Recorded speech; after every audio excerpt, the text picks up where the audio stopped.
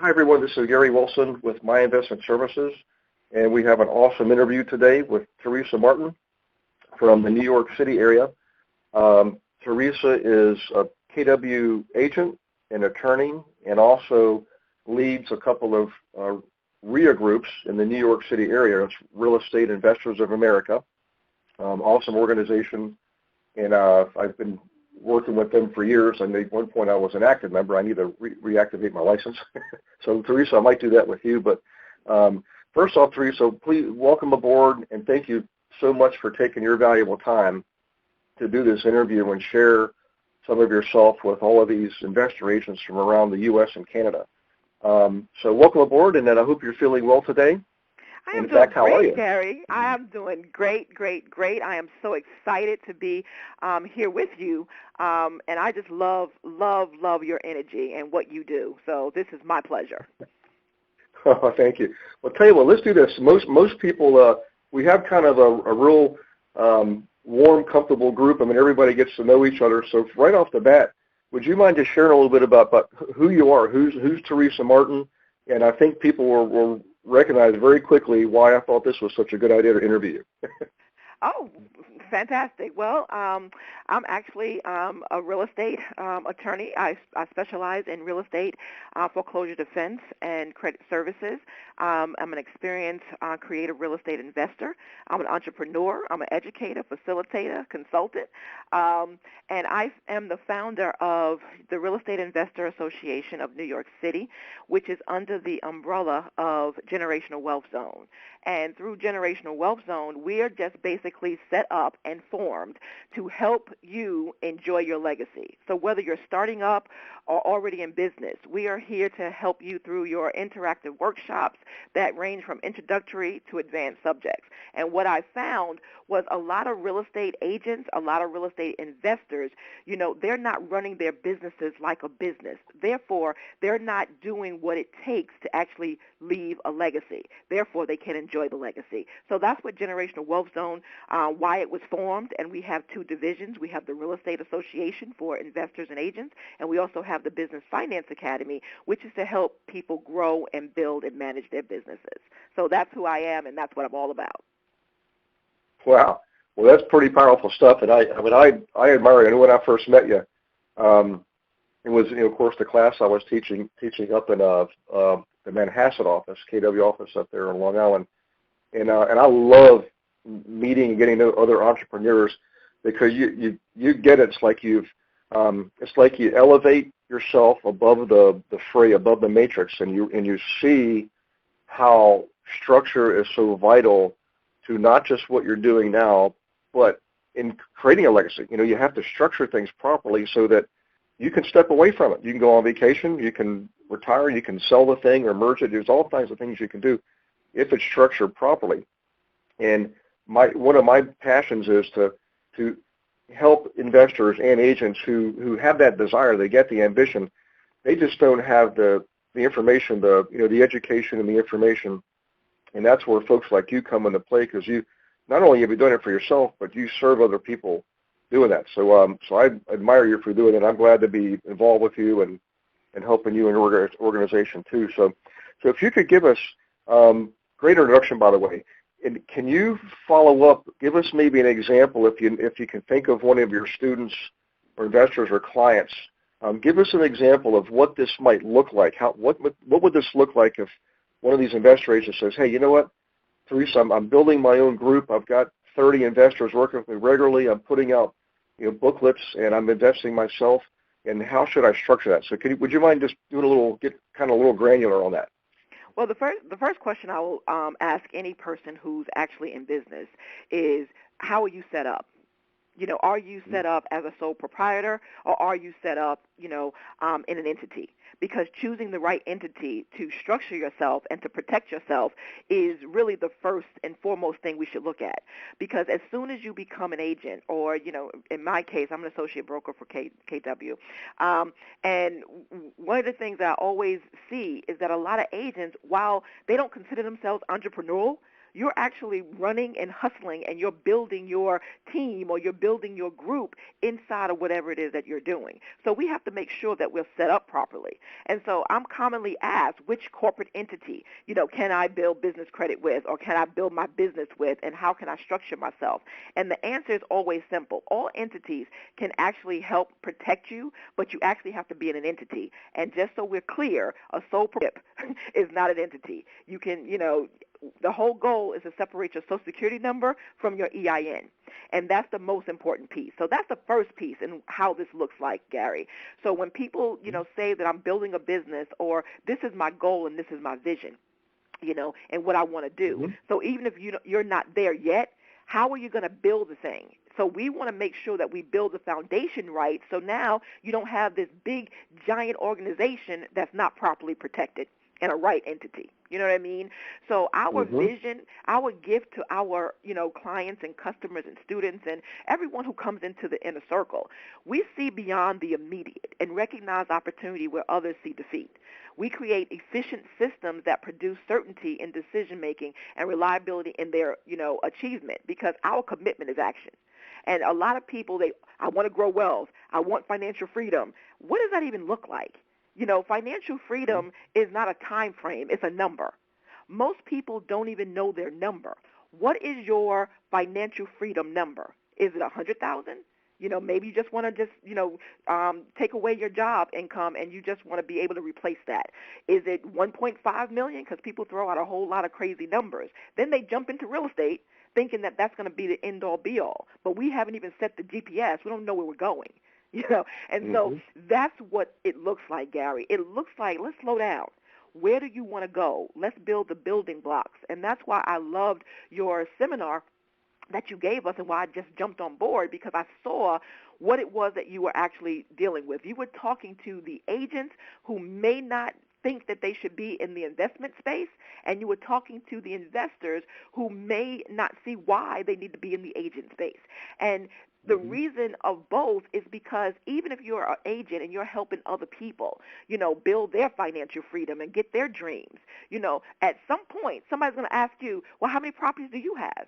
And how are you building your freedom? And if you're not in the real estate space, but yet you're selling them the dream, it kind of falls back on integrity, And so that's why I'm like, I've never done anything, told anybody to do anything that I haven't done. I don't operate in theory. I operate in practice. So anything that I tell people to do, I can tell you exactly the steps on how to do it, because I walked it, or I may be still walking it. And so that's what it looks like, Gary. It just looks like the beginning, the basics, the foundation, which is important. Yeah, and I agree, and I appreciate you doing that and bringing that to light, because you're absolutely right. A lot of people, they just, and I used to be one of them. I mean, when I first started investing, I was buying properties in my own name, and I realized early on a lot of other investors were using LLCs and S corps and things like that. I tend to favor just a simple LLC. But you're right. What it does is it separates you from the actual, direct ownership of the actual property in the case of investing. And in the case of licensing too, like using a real estate license, there's plenty of agents who set up an LLC and operate user license through the LLC. And that's really critical when you start involving different strategies with different clients, like wholesaling, for example. But I don't want to get into a lot of wholesaling here. But the fact is it's a subject that draws a lot of attention and raises eyebrows. And as licensees and investors who are not licensees, it's imperative that you separate yourself as much as you can directly from that transaction in that property. And a simple LLC does that. You get a separate tax ID. So if there's ever any type of litigation down the road, which hopefully will never happen, but life happens. Technically, they would go to the LLC and not to you personally. And the beautiful thing about LLCs is it still allows you to take advantage of a lot of the favorable tax laws. You take passive income from real estate, for example, and it passes through. We call it pass-through income through the LLC onto you in your tax return.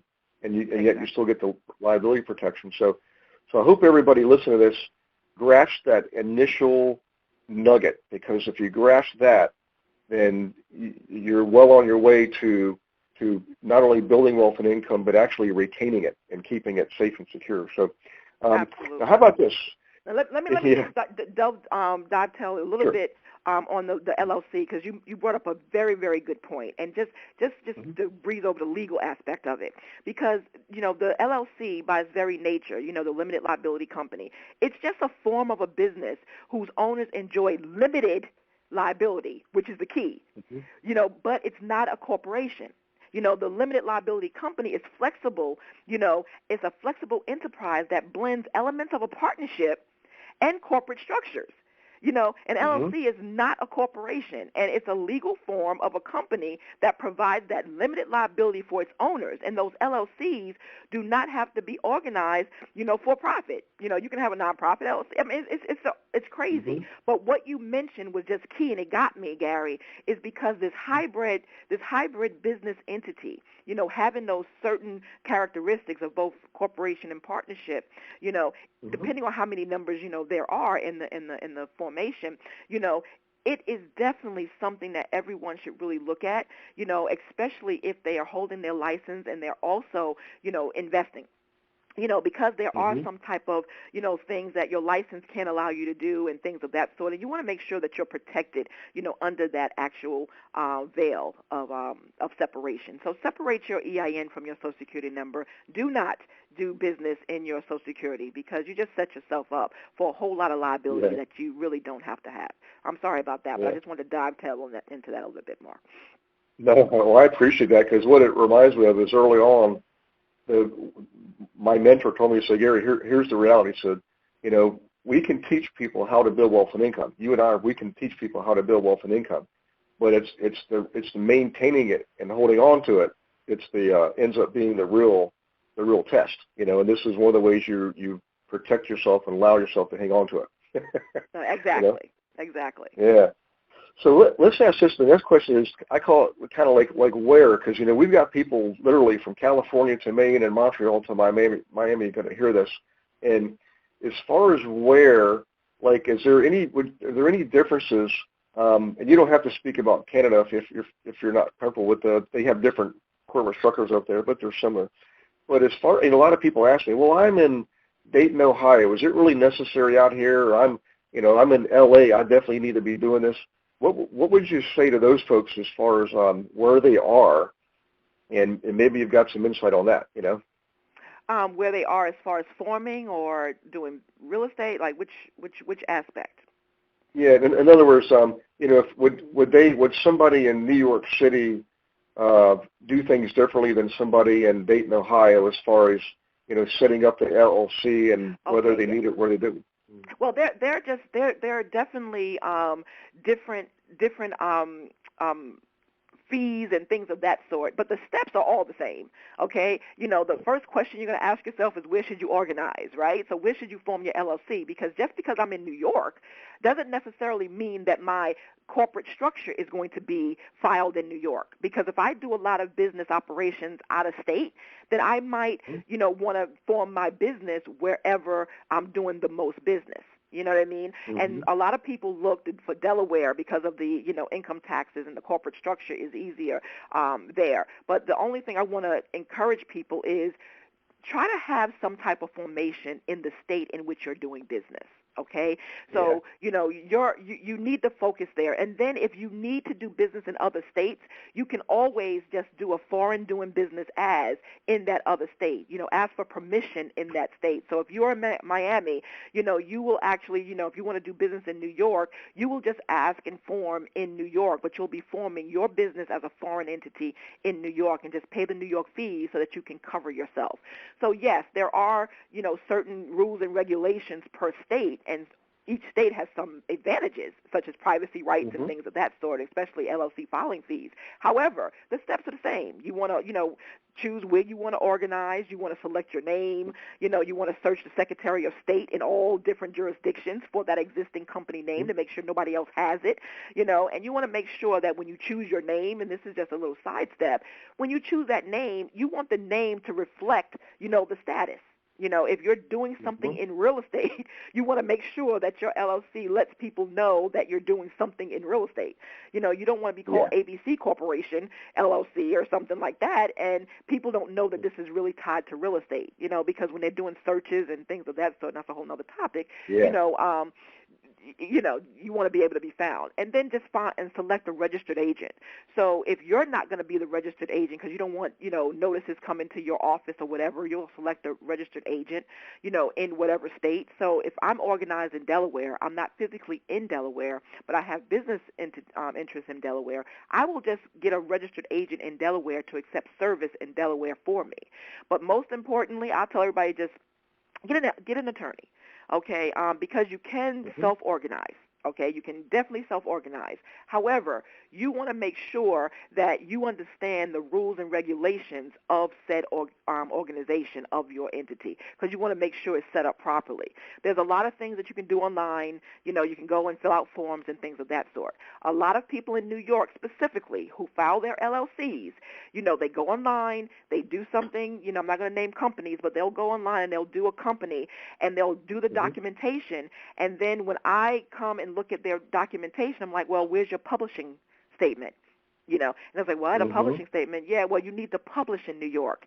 And depending on what jurisdiction, there's an additional $2,000 fee for publishing. You got to publish in the newspaper, to let people know that you're doing business. And they don't have that. And I said, without that, technically you're not recognized in New York. And so there's certain things that, you need to make sure you're aware of. So hiring an attorney, even if it's just to get a consultation to say, what do I need, and then go self-organize. But you need to understand what the rules and regulations are in the game in order for you to play the game. So that's what I would say about that. Well, you know what? I appreciate that because you brought up so many good points, and it's Robert Kiyosaki says it best. Author of Rich Dad, Poor Dad, and Cash Flow Quadrant, and all that. He said, look, you can. There's three choices. You can do nothing. You can try to do it yourself, and when you do it yourself, we all know how that turns out. So you can do it for 10, 20, 30 years before you figure it out, or pay the expert, and they're worth it. It is you are worth your weight in gold, Teresa, because I've had multiple LLCs in multiple states over the years, and I can tell you, even today, like the last one I set up was a little over a year ago. I set up in Wyoming, and you better believe I paid an attorney out there to do everything and had a registered agent out there. But the other thing is, what's amazing is how inexpensive it is. I mean, as far as people think, oh, that's going to cost me tens of thousands of dollars. No, that's not necessarily true. It's a very low cost way.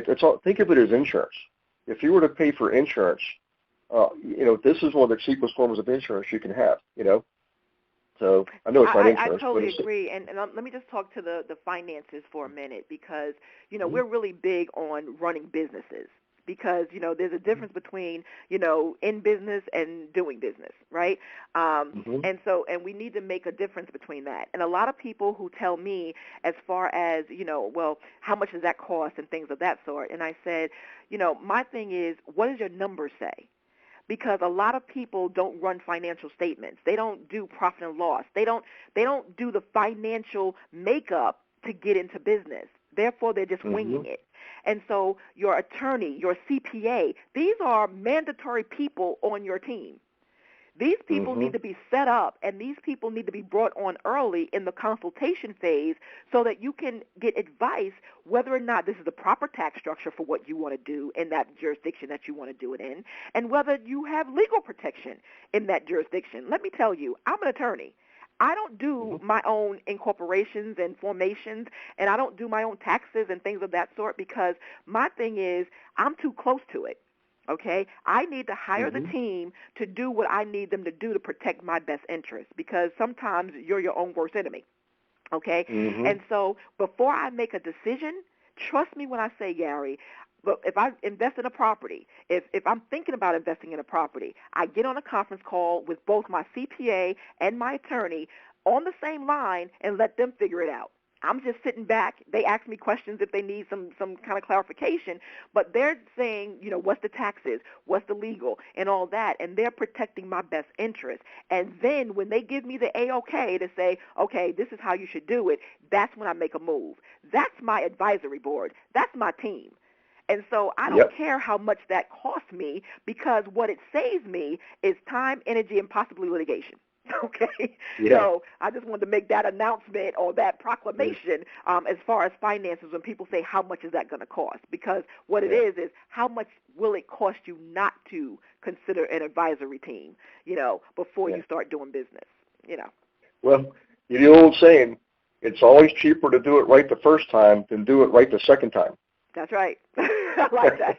I like that, Gary. Yeah, that's exactly right. Okay. Hey, how about the when?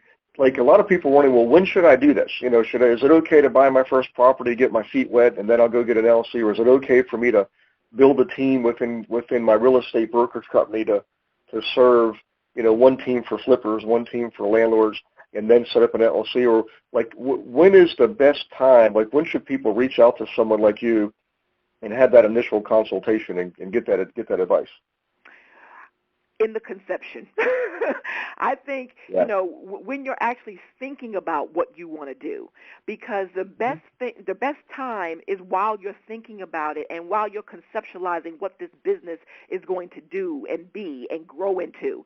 And so the right time depends on your circumstance. It's individual. I can't say, well, it's better for you to form an LLC first. Now, we might have limited resources. We might have, all kinds of things, and we're jumping into the agency to just try to build up some financial means, right? However, we need to have a game plan going in. So whether you have limited funds or, unlimited funds, I believe that you really need to sit down with a consultant to actually see what will be the best game plan or success planning for me, in my circumstances. And that consultant might tell you, oh, well, in your circumstances, you might be okay with now trying to build some revenue before you now go and form, because, there's other things that may attach. However, that consultant may say, if you're going to operate in a sole proprietorship, you don't want to do it under your Social Security number. You still may want to get an EIN number.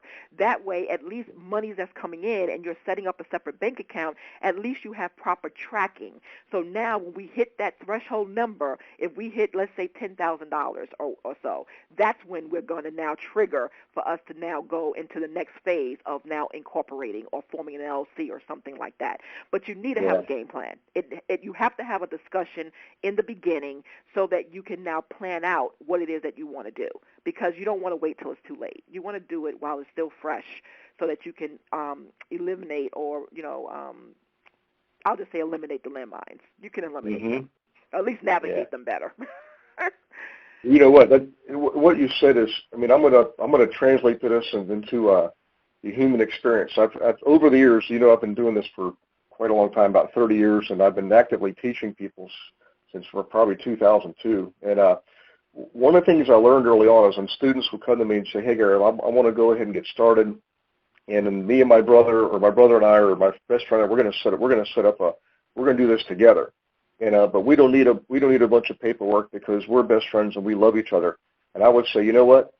That's why you go seek out a professional to draw it up correctly. It's because you love each other, because life happens, and you could be in a partnership with somebody who ends up getting married 3 years later, or ends up getting divorced 6 years later, and all of those life-changing events are going to impact you in a partnership. So what I would tell them is, I said, look, everybody's excited in the beginning. Everybody's thinking this is going to be beautiful and perfect. Life's wonderful. We're all going to make a lot of money, and everybody's going to love each other.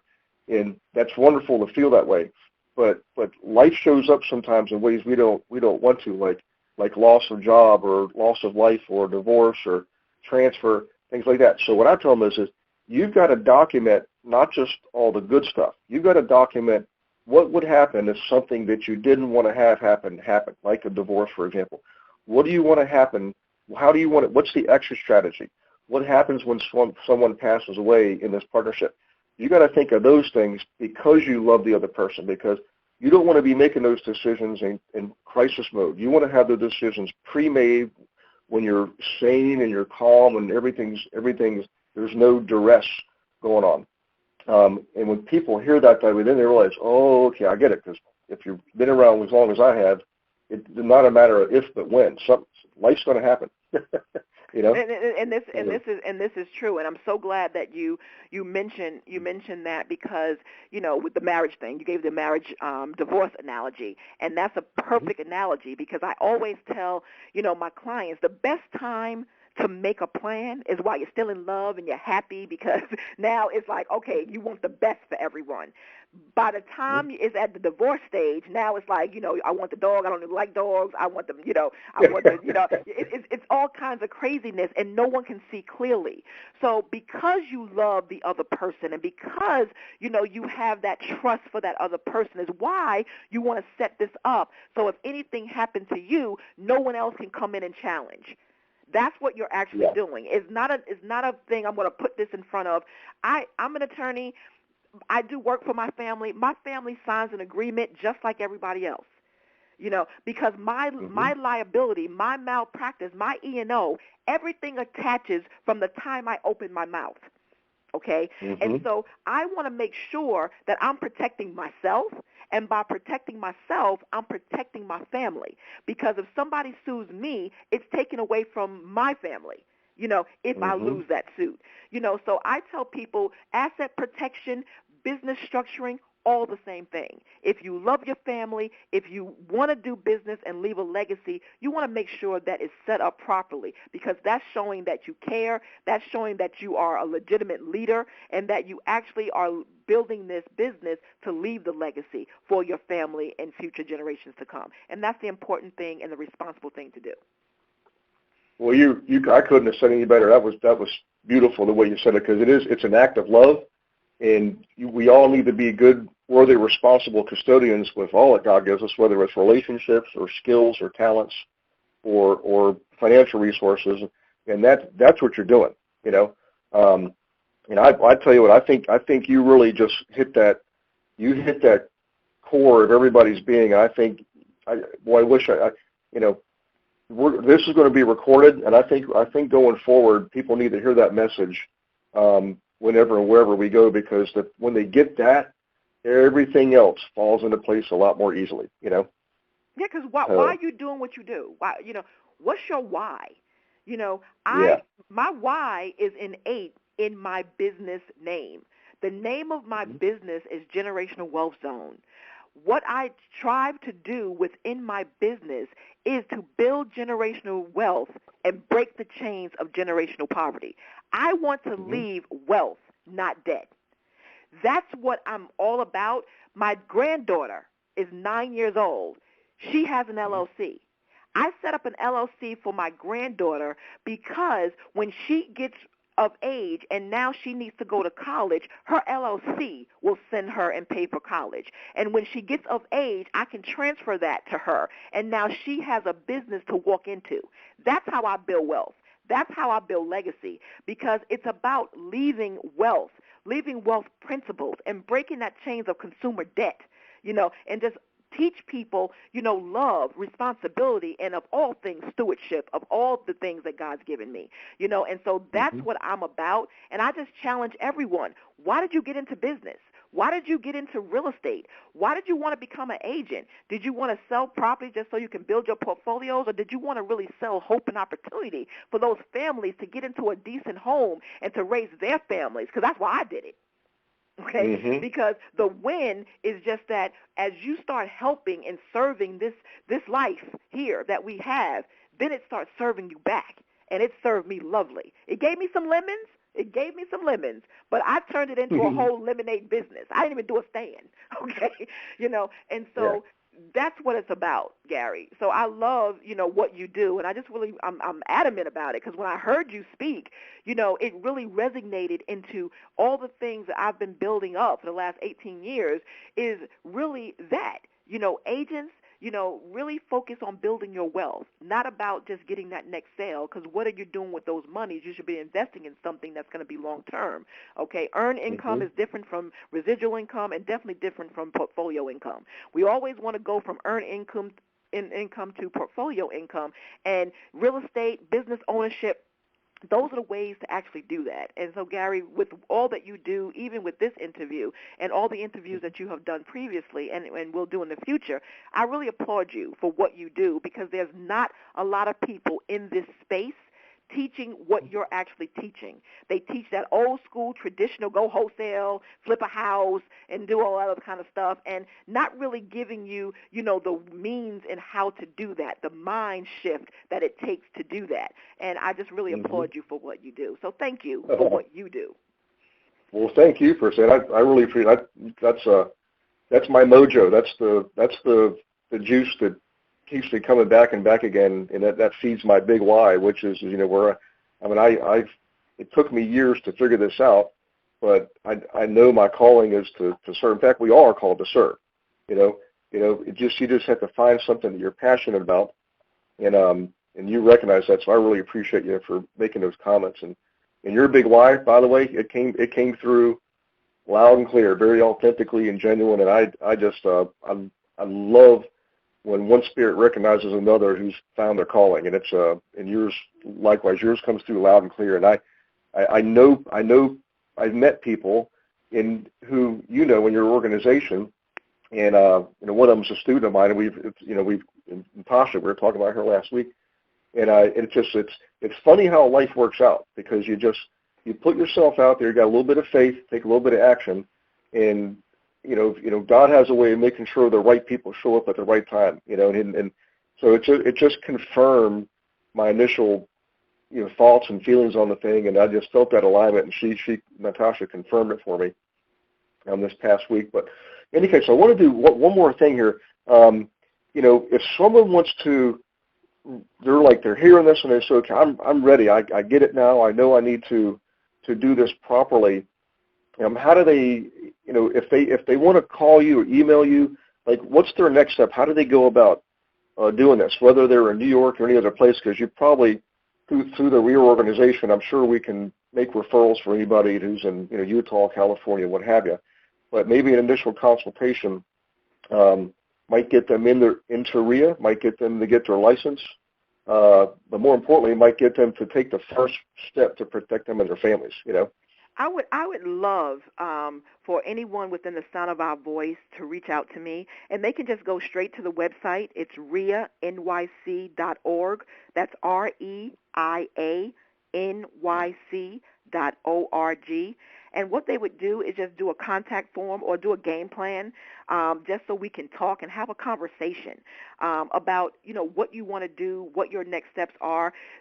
Gary and I are part of the same, network, and we want to do this, the right thing and help people, build wealth the right way. Through biblical principles and things of that sort.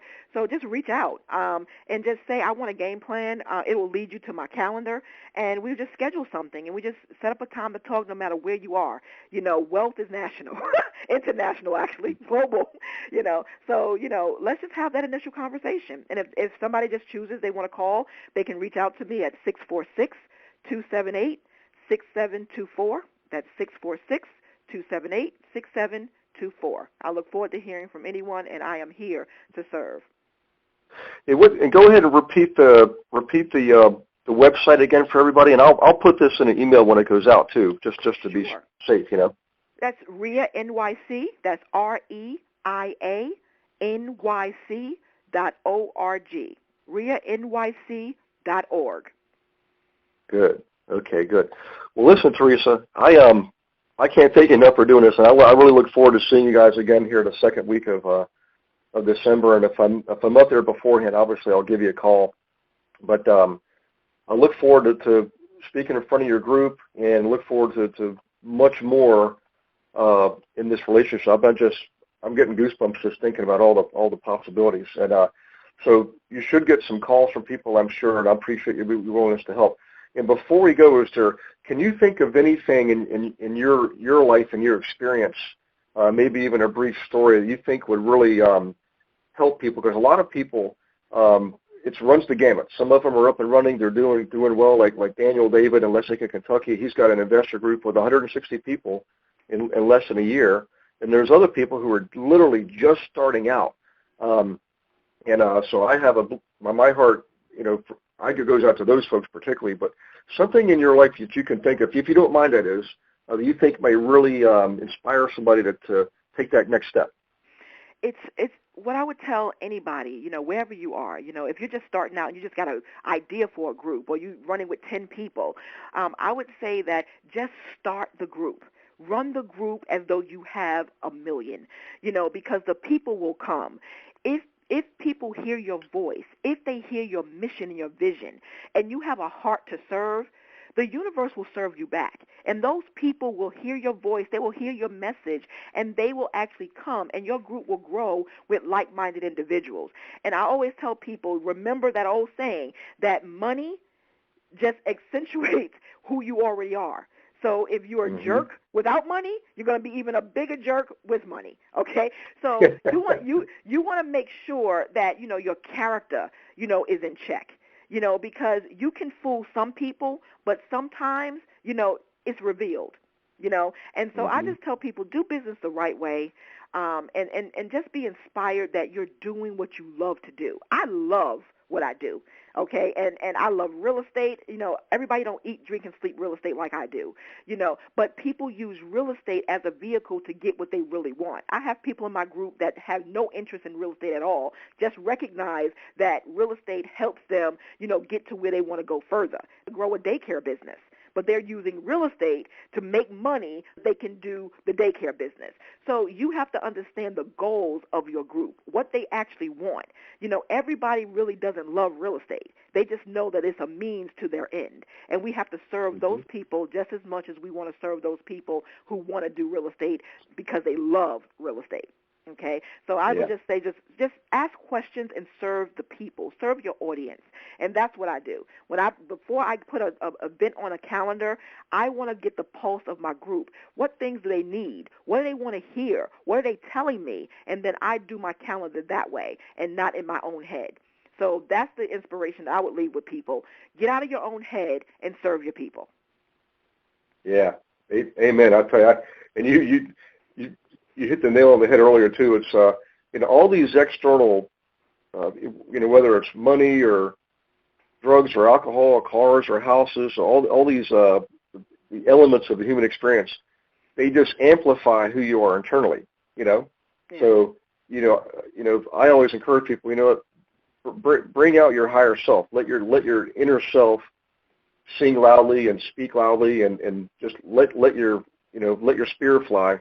And the good always outperforms evil every day of the week. It may not seem like it in any given particular day. Sometimes bad things happen. I get it. But the bottom line is, if you come from service, if you come from the heart like you described there, everything, all the other external things will amplify that. And the better custodian you are, the more you give and serve, whatever it is you want out of life, the more will come your way when you act that way, when you behave that way. So I know we're getting kind of preachy here, but but it's true. And the thing is, I could teach anybody how to build wealth and income with their license or real estate or the combination thereof, but it's not going to mean anything. And if they're not a good custodian or not passionate about it, and they don't have that servant's heart. I've seen it before. I've seen the wealthiest people be happy, and I've seen the wealthiest people be miserable. Right. I've seen poor people who are happy and poor people who are miserable. That's what I mean. Like you said, it just simply amplifies who you are. So I appreciate you saying that, and I think everybody would agree. And I want to thank you again personally for doing this. I look forward to a long, fruitful relationship. Hopefully the Lord will bless us with many, many more years. And I can't wait to get up there and start working with you personally, Sounds like a plan, Gary. I'm excited. Yeah. I'm excited. Yeah. So here's what I'm going to do. I'm going to go ahead and hit the stop button. But Teresa, if you could hang on the line, we'll do a real brief recap after I turn off the recording. So hang on one second.